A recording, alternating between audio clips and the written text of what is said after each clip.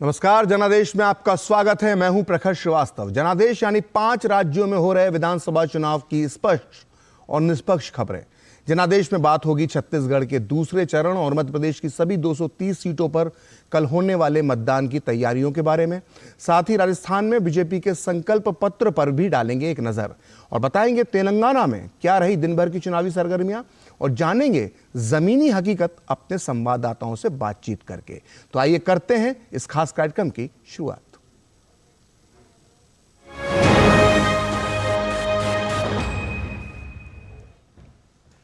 तो सबसे पहले बात मध्य प्रदेश विधानसभा चुनाव की, जहां सभी 230 सीटों के लिए कल वोट डाले जाएंगे। इससे पहले करीब महीने भर प्रदेश में सभी पार्टियों के दिग्गजों ने चुनाव प्रचार किया और जनता के सामने अपने अपने दावे और अपने अपने वादों को सामने रखा। अब बारी जनता की है, लेकिन मतदान कल है, जिसके लिए चुनाव आयोग और प्रशासन ने कमर कस ली है। देखते हैं ये रिपोर्ट।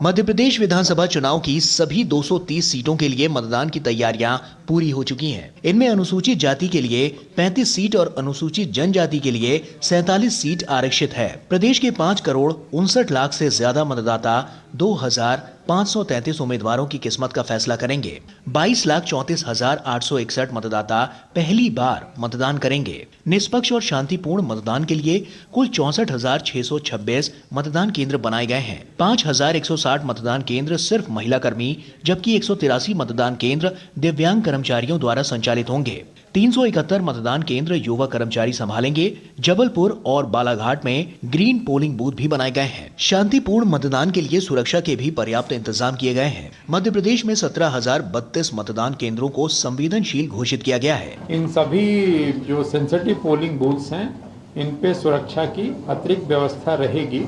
इसमें से अधिकांश पे हम लोगों का प्रयास होगा कि सेंट्रल फोर्सेज रहें।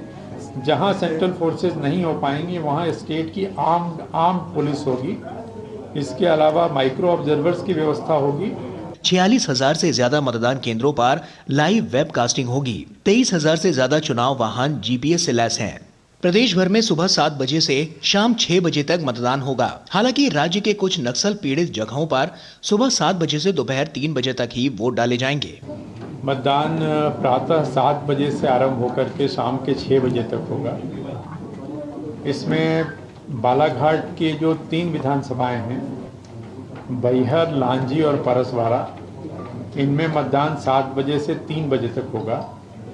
इसके साथ ही मंडला के जो 55 मतदान केंद्र हैं और डिंडोरी के 40 मतदान केंद्र हैं, इन पे भी मतदान 7 बजे से 3 बजे तक होगा।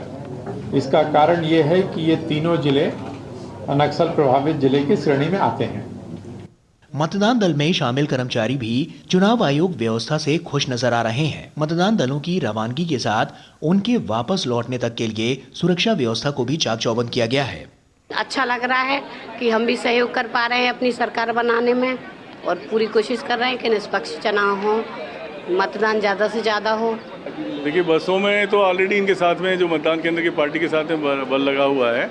इसके अलावा जिस क्षेत्र में जा रहे हैं वहाँ के सेक्टर पुलिस मोबाइल का काम है कि इनको गंतव्य में पहुँचाना और इनके रूट की पूरी व्यवस्था करना। तो उसके हिसाब से ये 8 से 10 बूथें जो हैं वो सेक्टर वालों को मिला हुआ है।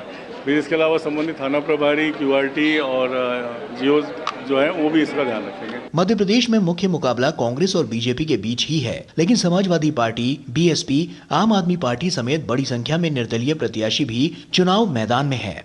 नतीजों का ऐलान 3 दिसंबर को होगा। भोपाल से दीपक जैन और ग्वालियर से नीरज सिंह के साथ bureau report, DD news.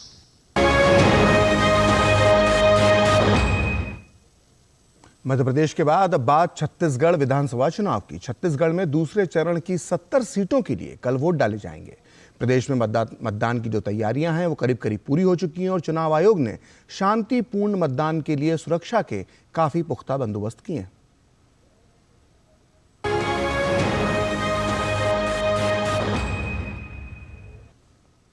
Chhattisgarh विधानसभा चुनाव के दूसरे चरण की 70 सीटों पर मतदान की तैयारियां पूरी हो गई हैं। इस चरण में प्रदेश की 70 सीटों पर वोट डाले जाएंगे। इनमें अनुसूचित जाति के लिए 9 सीटें और अनुसूचित जनजाति के लिए 17 सीटें आरक्षित हैं। दूसरे चरण में 81,72,171 महिला मतदाता समेत प्रदेश के कुल 1,63,14,779 मतदाता 130 महिला उम्मीदवार समेत 958 उम्मीदवारों की किस्मत का फैसला करेंगे।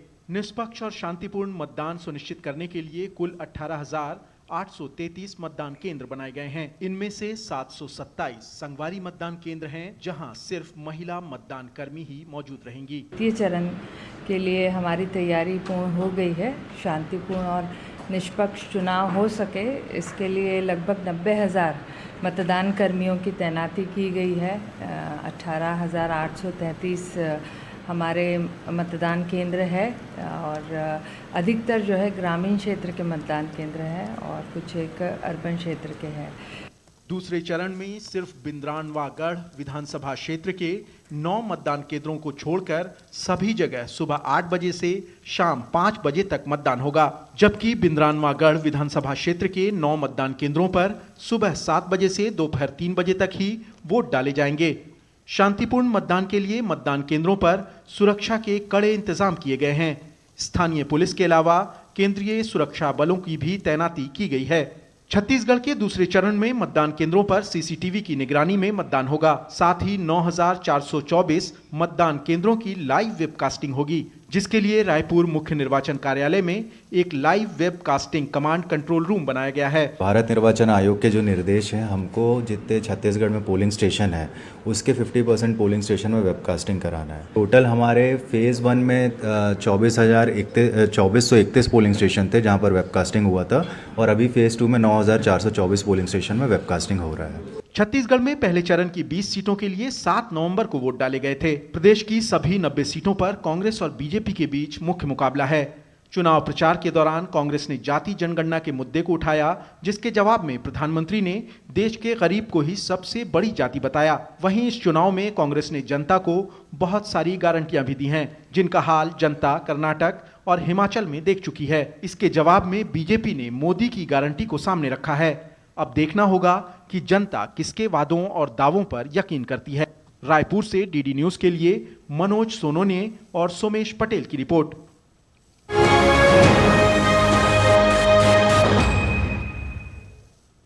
तो मध्य प्रदेश के मालवा इलाके का एक खास शहर है रतलाम, और जहां का नमकीन पूरे देश में बड़ा ही मशहूर है। यहां के नमकीन के जायके के साथ जनता से उनकी प्राथमिकताओं को जानने की कोशिश की हमारे संवाददाता नीरज सिंह ने।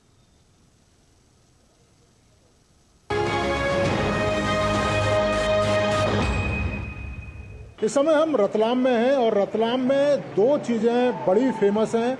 एक तो रतलाम का सोना और दूसरा रतलाम का सेब। जी हाँ, ये वही सेब है जो इस समय आपको बनते हुए दिखाई दे रहा है और फेमस इसलिए है कि इसका जो टेस्ट है और इसकी जो क्वालिटी है वो दूसरी जगहों पर जो ये नमकीन बनती है उससे अलग रहता है। चुनावी यात्रा में इस समय हम रतलाम में पहुँचे हैं और यहाँ बड़ी संख्या में जो रतलाम का सेब है उसको खाने वाले लोग यहाँ पर मौजूद हैं। उनसे पूछते हैं कि किस तरह का रतलाम है, कैसा चाहते हैं। पिछले 4-5 सालों में कितना रतलाम आपको बदला दिखाई देता है? काफ़ी बदलाव है, हर तरह से बदलाव है। सब सफाई में बहुत सबसे ज़्यादा सफाई में ध्यान है, सड़कों का भी बदलाव है, सड़कें अच्छी अच्छी बन रही है।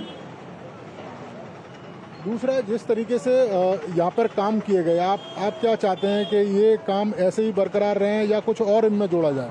और इसमें जोड़ा जाए, प्रगति हो, ताकि रतलाम शहर की उन्नति जितनी हो सके। एक रतलाम का जैसे उद्योग धंधे बिजनेस, जैसे रतलाम की सेव फेमस है ऑल वर्ल्ड में, साड़ी सोना नाम चलता है रतलाम का। हम चाहते हैं कि रतलाम में भारत के नक्शे में नाम सर्वप्रथम आए। अच्छा, रतलाम की सेब क्यों फेमस है, कारण क्या है? यहाँ का मटेरियल जो डालता है उसमें लौंग डलती है, हींग डलती है, वो स्पेशल क्वालिटी की होती है और काफ़ी समय तक खराब नहीं होती है सेब यहाँ की। रतलाम का पानी बहुत मीठा पानी है और ये पानी की वजह से सेव 2 महीने तक खराब नहीं होती है सर। ये विकास कार्यों की बात कर दें तो और किस तरह का विकास आप लोग चाहते हैं, रतलाम के लोग चाहते हैं, या जो काम हो रहा है उससे खुश हैं? बिल्कुल खुश हैं और साहब ये चाहते हैं कि नए उद्योग आएँ और नए कॉलेज आएँ, उससे क्या आज आसपास के लोगों को ज़्यादा रोजगार मिले। ये स्थिति थी कि भारत पहले दबाव रहता था, आज भारत पूरे विश्व को कमांडिंग कर रहा है और विश्व गुरु बन रहा है। इसके लिए हमें बहुत गर्व है। तुष्टिकरण की जो राजनीति हो रही थी हिंदू मुस्लिम का जो ये खेल खेल रहे थे, इस पर बहुत विराम लगा है और आगे जाकर और उम्मीद है कि इससे ज़्यादा विराम लग जाएगा। इनकी सब राजनीति खत्म हो जाएगी इस तरह की जो तुष्टीकरण करने वाले हैं।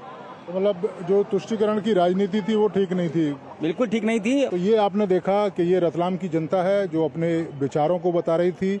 और हम आपसे इतना ज़रूर कहना चाहेंगे कि जब भी आप रतलाम आएँ तो रतलाम के जो सेब हैं, जो नमकीन जो आपको पीछे बन रही है, वो ज़रूर टेस्ट करें। अब राजनीति में कौन जीतेगा कौन हारेगा वो तो समय बताएगा, लेकिन हाँ, रतलाम की जनता ने ज़रूर बताया है कि उसके किस तरह के मुद्दे हैं और वो कैसा विकास चाहती है। Neeraj Singh, DD news, Ratlam.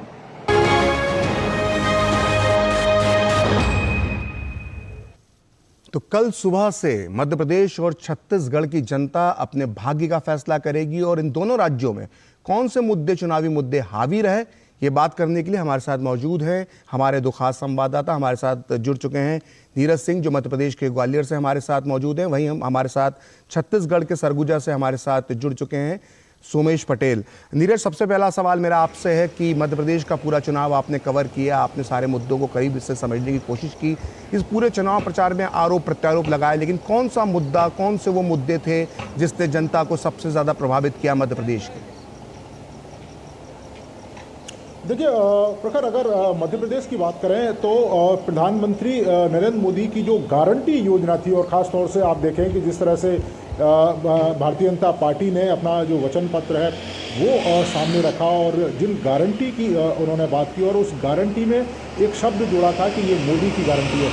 अब जो मोदी की गारंटी है उसका जो लाभ है वो किस तरह से जो भारतीय जनता पार्टी, यहाँ के जो लोग हैं, जो भारतीय जनता पार्टी की सरकार है वो पहुंचा सकती है। आप देखें कि प्रधानमंत्री ने जो तमाम तरह की केंद्र सरकार में जो योजनाएं शुरू की, चाहे हम उज्ज्वला की बात करें वो गरीबों के लिए थी, प्रधानमंत्री आवास की बात करें वो गरीब लोगों के लिए था, इसके अलावा 80 करोड़ लोगों को जो अन्न पहुंचाने की जो प्रधानमंत्री की योजना है वो गरीब लोगों के लिए है, इसके अलावा सौभाग्य योजना जो बिजली जहाँ तक नहीं पहुँचती थी वो गरीब लोगों के लिए है, जनधन खाते जिनमें डायरेक्ट सब्सिडी पहुंचाई जाती है वो गरीब लोगों के लिए। तो ये ऐसी योजनाएं हैं जिनकी पूरी दुनिया में चर्चा होती है, जिसकी पूरी भारत के जो एक लाभार्थी वर्ग है उसमें एक पकड़ है। यही कारण है कि भारतीय जनता पार्टी ने अपनी तमाम योजनाओं को, चाहे यहाँ पर लाडली योजना की बात करें, चाहे गैस के सिलेंडर को देने की बात करें, जो एजुकेशन है उसको फ्री देने की बात करें, उन सब के पीछे मोदी की गारंटी इस शब्द को लगाया है। तो ये एक बड़ा कह सकते हैं कि यहाँ पर राजनीतिक मुद्दा बना, क्योंकि इसी के अब उलट देखें कि कांग्रेस पार्टी ने भी कई तरह की जो गारंटियां हैं वो दी हैं, लेकिन प्रखर इतना जरूर मैं कहूँगा, चुनाव जैसे जैसे अपने अंतिम चरण पर पहुंचा है और कल तो वोटिंग होगी, यहाँ पर पता लगेगा कि कौन सी पॉलिटिकल पार्टी मध्य प्रदेश में वापसी करेगी, लेकिन जो व्यक्तिगत आरोप हैं वो भी एक बड़ा मुद्दा बना है। खासतौर से प्रियंका गांधी ने जिस तरीके से ज्योतिरादित्य सिंधिया पर जो प्रहार किया, उसके बाद कई सारे नेताओं के भी बयान आए, खुद ज्योतिरादित्य सिंधिया का भी जो बयान है वो आया है, क्योंकि ये जो पूरा क्षेत्र देखें ग्वालियर और मालवा, ये ऐसा क्षेत्र है जहाँ पर बड़ी संख्या में राजघराने की एक मर्यादा है, एक मान्यता है। तो मुझे लगता है कि ये एक बड़ा गेम चेंजर हो सकता है, क्योंकि शब्द की एक बड़ी वैल्यू है। आपने देखा होगा कि गुजरात में किस तरह से सोनिया गांधी ने मौत का सौदागर शब्द का प्रयोग किया था प्रधानमंत्री नरेंद्र मोदी के लिए, और कितनी प्रचंड संख्या में या मात्रा में जो विधायक हैं वो जीत के आए थे। आप देखें 2014 में जो चाय वाला शब्द का प्रयोग किया था, तो ये शब्द हैं जो पूरे के पूरे चुनाव को बदल सकते हैं। तो मुझे ऐसा लगता है कि आखिरी समय में जब व्यक्तिगत हमले होते हैं तो उसका उल्टा नुकसान भी देखने को मिलता है। हमारे साथ सोमेश भी साथ जुड़ चुके हैं। सोमेश, आपने नीरज की बात सुनी होगी, उन्होंने कहा कि मध्य प्रदेश में जो है इस बात की खूब चर्चा हुई, जो प्रधानमंत्री ने एक शब्द का इस्तेमाल किया, एक वाक्य जो कहा, उन्होंने कहा कि मोदी की गारंटी, और ये इसका एक मुद्दा जो मध्य प्रदेश के अंदर नजर आया। क्या छत्तीसगढ़ में भी जो मोदी की गारंटी वाली जो बात है उसका भी इम्पैक्ट देखने को मिल रहा है?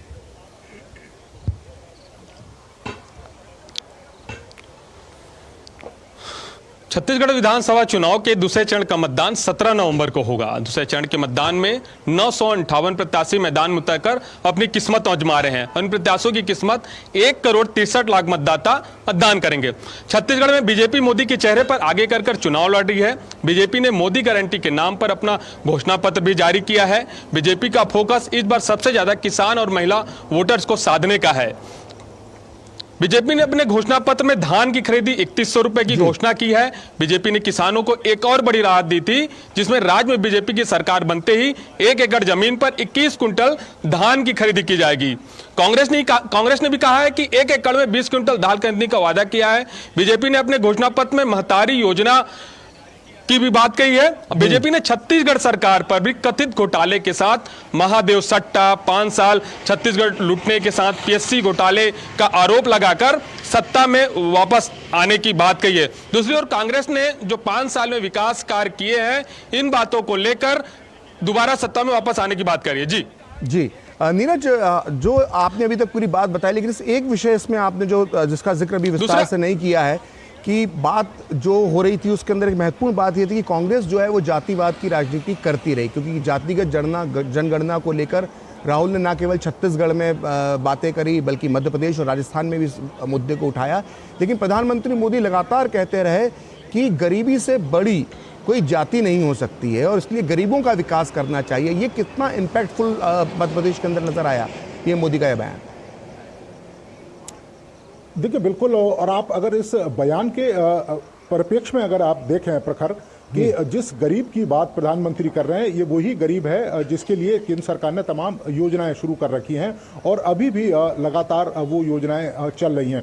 कांग्रेस पार्टी अगर आप देखें कि जातिगत जनगणना की जो बात है वो कर रही है, लेकिन ये जो फैक्ट है वो उतना असर नहीं दिखाई दे रहा है, क्योंकि तमाम लोगों को पता है कि जब चुनाव नज़दीक आए, आप जातिगत जनगणना की बात कर रहे हैं, आप ओबीसी और दूसरे वर्गों को जो प्रतिनिधित्व है या ये कहें कि संसाधनों में हक है उसको देने की बात कर रहे हैं। आप खुद देखें कि जब यूपीए के समय प्रधानमंत्री मनमोहन सिंह थे, उन्होंने इस बात का जिक्र किया था कि देश के संसाधनों पर अल्पसंख्यकों का अधिकार है।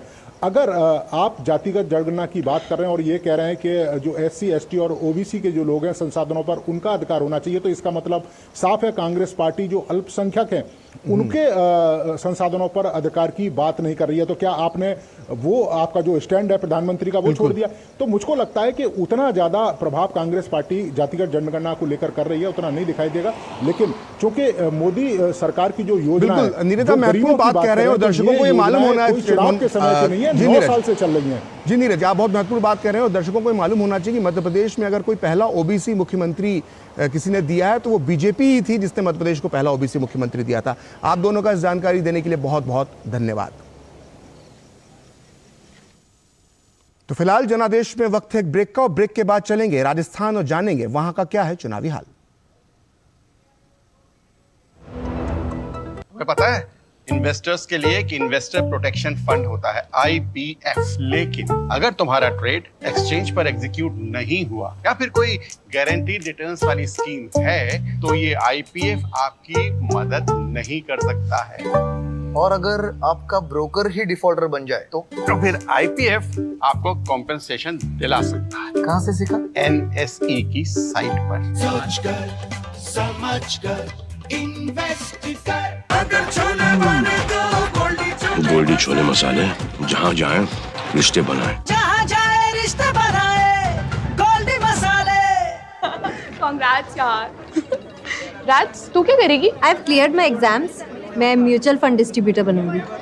म्यूचुअल फंड डिस्ट्रीब्यूटर, स्कोप क्या है इसमें? MFD में स्कोप अनलिमिटेड है। शुरुआत के सालों में मैं जितनी मेहनत करूंगी, जितने कस्टमर्स बनाऊंगी, उतना ही फ्यूचर में मेरा भला होगा। आप भी मेरी तरह म्यूचुअल फंड डिस्ट्रीब्यूटर बन सकते हैं। जानिए कैसे mfdkarenshuru.com पर। तो करें शुरू। दादी, आज भी आपकी चाय की दुकान बंद थी? 1 महीने से बीमार हूँ, काम बंद और इलाज का खर्चा अलग। आयुष्मान कार्ड नहीं बनवाया? नाम सुना है, कहाँ बनवाना है, कैसे बनवाना है, इस उम्र में भाग दौड़। कार्ड अभी बन जाएगा। आयुष्मान ऐप पर जाकर अपना या परिवार के सदस्य का नाम लाभार्थी सूची में ढूंढें। आधार, OTP या फेस ऑथ द्वारा ऑथेंटिकेट करें। डिटेल्स भरें। अब मोबाइल से फोटो खींचकर अपलोड करें। बन गया। अब ठीक होकर अपने हाथ की चाय पिला दो। और एक प्रकार से PM जय अब गरीबों की जय बन गई है। 5 लाख तक के मुफ्त उपचार की गारंटी, स्वास्थ्य का वरदान Ayushman. Renewable energy is the future, sir. Green energy की जरूरत तो हर जगह बढ़ रही है, अपॉर्चुनिटी बड़ी है। अरे इस नई ऊर्जा के लिए बजट का सोचा है? सर, उसके लिए इरेडा है ना, जो कई सालों से रिन्यूएबल एनर्जी के सेक्टर में काम कर रही है। बिल्कुल सही। Indian renewable energy development agency limited, Bharat का प्रमुख pure play green financing NBFC, जो सिर्फ ऐसे ही ग्रीन प्रोजेक्ट्स को फाइनेंस करती है ताकि भारत की ग्रीन ऊर्जा बढ़े और हम सब मिलके एक इको फ्रेंडली और सस्टेनेबल फ्यूचर बना सके। आज ही इरेडा के साथ मीटिंग फिक्स कराइए। बिल्कुल sir. IREDA, a Government of India enterprise.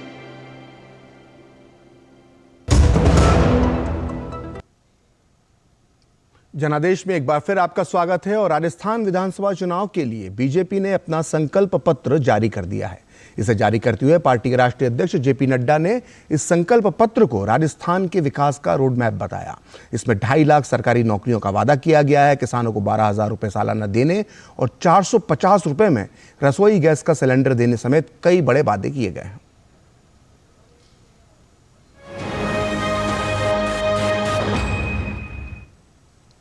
Jaipur में बीजेपी अध्यक्ष जेपी नड्डा ने राजस्थान विधानसभा चुनाव के लिए पार्टी का संकल्प पत्र जारी कर दिया। मोदी की गारंटी वाले इस संकल्प पत्र में किसानों, महिलाओं और युवाओं के लिए महत्वपूर्ण वादे किए गए हैं। इसमें पीएम किसान सम्मान निधि की राशि को 12,000 रुपए प्रतिवर्ष करने, कांग्रेस राज में नीलाम हुई किसानों की जमीन के लिए मुआवजा नीति लाने, गेहूं के न्यूनतम समर्थन मूल्य पर बोनस देकर 2700 रुपए प्रति क्विंटल पर खरीद का वादा किया गया है। लाडो प्रोत्साहन योजना के तहत बालिका के जन्म पर 2 लाख रुपए के सेविंग बॉन्ड से वित्तीय सहायता प्रदान करने, 12वीं पास करने वाली मेधावी छात्राओं को स्कूटी देने, उज्ज्वला योजना के तहत महिलाओं को 450 रुपए में सिलेंडर देने, प्रत्येक जिले में महिला थाना और हर पुलिस स्टेशन में महिला डेस्क और सभी प्रमुख शहरों में एंटी रोमियो स्क्वाड का गठन करने का भी वादा किया गया है। बीजेपी के संकल्प पत्र में प्रधानमंत्री गरीब कल्याण योजना के लाभार्थियों को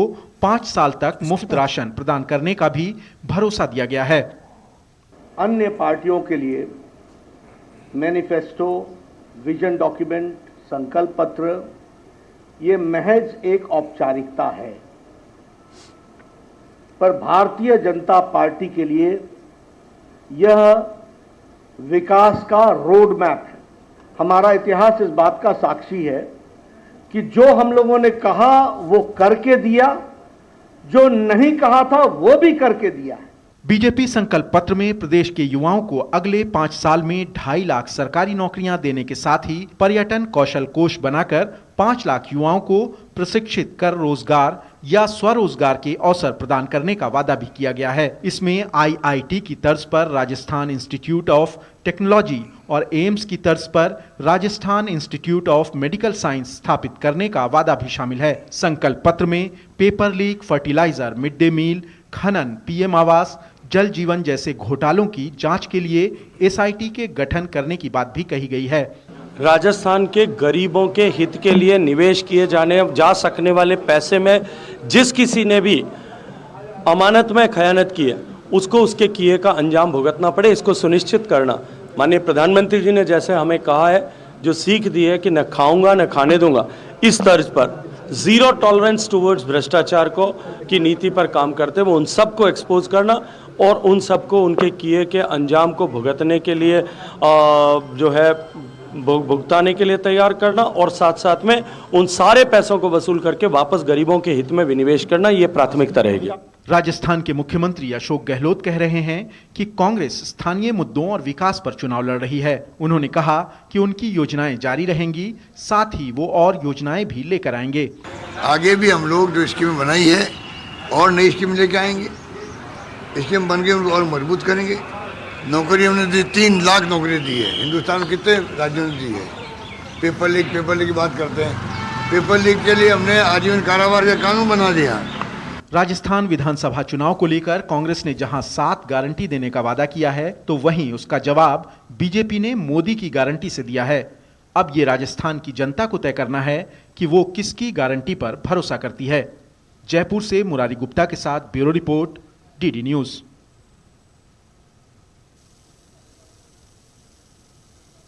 तो इस तरह बीजेपी ने राजस्थान में संकल्प पत्र जारी कर दिया है। फिलहाल जनादेश में वक्त एक ब्रेक का है और ब्रेक के बाद हम देखेंगे कि किस तरह से राजस्थान में चल रहा है चुनावी धुआंधार प्रचार। अब क्या देख रहे हो पापा? तुम कहते हो ना कि स्टॉक मार्केट में बहुत सोच समझकर इन्वेस्ट करना चाहिए, बस थोड़ा सा ज्ञान ले रहा। किससे? हर एक स्टॉक्स एक्सपर्ट है, मस्त एजुकेशनल वीडियोस बनाता है और अच्छी इन्वेस्टमेंट की टिप्स भी देता है। पापा इन वीडियोस पे ना जाएं, अपना रिसर्च खुद करें या सेबी रजिस्टर्ड इन्वेस्टमेंट एडवाइजर से संपर्क करें। एजुकेशन के नाम पर कुछ इन्फ्लुएंसर्स अक्सर इन्वेस्टर को मिसगाइड करते हैं, नुकसान आपका होगा। सोच कर समझ कर इन्वेस्ट कर। ब्रेक के बाद एक बार फिर आपका जनादेश में स्वागत है और राजस्थान विधानसभा चुनावों में लाल डायरी का मुद्दा खूब छाया हुआ है। पीएम मोदी ने भी बायतू की रैली में लाल डायरी का जिक्र किया था और अब बीजेपी के प्रदेश अध्यक्ष सीपी जोशी से खास बातचीत की इस मुद्दे पर हमारे संवाददाता विशाल बैरिस्टो ने।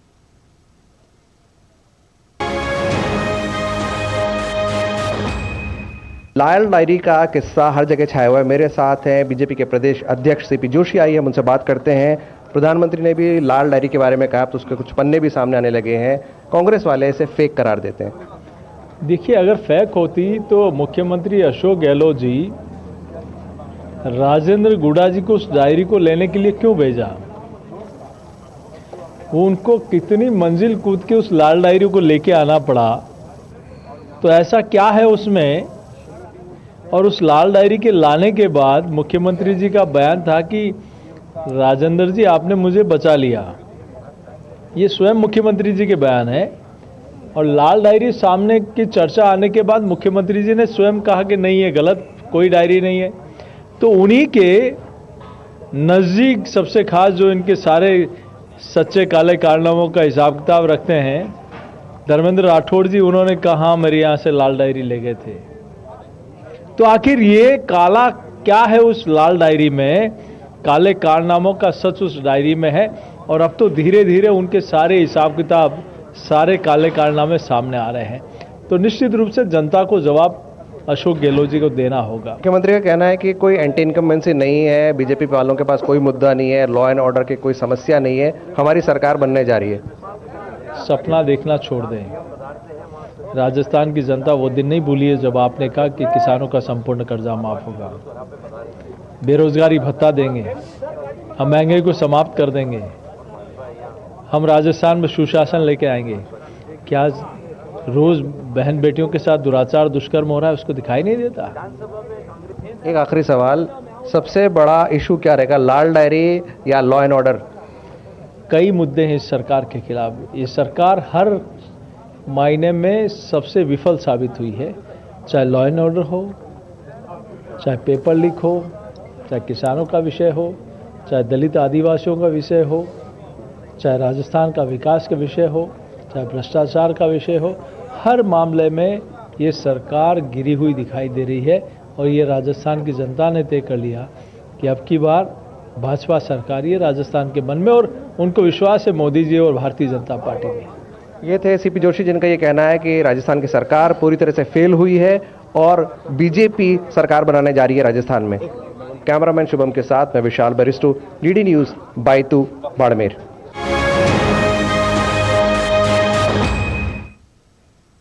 तो फिलहाल जनादेश में इतना ही। आप देखते रहिए डीडी न्यूज़।